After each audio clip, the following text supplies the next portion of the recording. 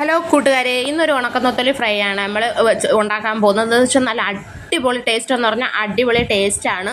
അപ്പോൾ ഈ ഉണക്കനൊത്തലി ഫ്രൈ എങ്ങനെയാണ് ഉണ്ടാക്കുന്നത് നമുക്ക് വീഡിയോയിലേക്ക് പോകാം. അതിനു മുമ്പ് അപ്പോൾ ഈ ഉണക്കനൊത്തലി നല്ല കണക്ക് നമ്മൾ കഴുകി വൃത്തിയാക്കി എടുക്കണം. ഒരു 3-4 വെള്ളത്തിലെങ്കിലും കഴുകി നല്ല കണക്ക് വൃത്തിയാക്കി എടുക്കുക.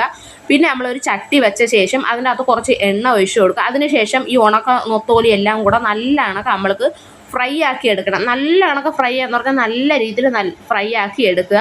എന്നിട്ട് ഈ ഉണക്കനൊത്തലി എല്ലാം മാറ്റി വെക്കുക. അതിനുശേഷം പിന്നെ നമ്മളൊരു ചട്ടി വെച്ച ശേഷം കുറച്ച് എണ്ണ ഒഴിച്ചു കൊടുക്കുക.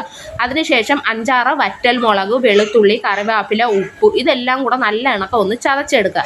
അതും കൂടെ ഇതിൻ്റെ അകത്ത് ഇട്ട് കൊടുത്ത് നല്ല കണക്ക് മൂത്ത് വന്ന ശേഷം കുറച്ച് മഞ്ഞപ്പൊടിയും കൂടെ ഇട്ട് നല്ല കണക്ക് ഒരു മൂത്ത മണം വന്ന ശേഷം നമ്മൾ വറുത്ത് വെച്ചിരിക്കുന്ന ഈ ഉണക്കനൊത്തലിയും കൂടെ ഇട്ട് അതും കൂടെ ഇട്ട് നല്ല കണക്ക് ഇളക്കി കൊടുക്കുക. പിന്നെ എന്ന് പറഞ്ഞാൽ ഈ ഉണക്കനൊത്തലിയിൽ ഉപ്പിടാതെയാണ് ഉണക്കുന്നത്. പിന്നെ കുറച്ച് ഉപ്പും കൂടെ ഇട്ട് നല്ല കണക്ക് നമുക്ക് ഒന്ന് ഫ്രൈ ആക്കി എടുക്കുക.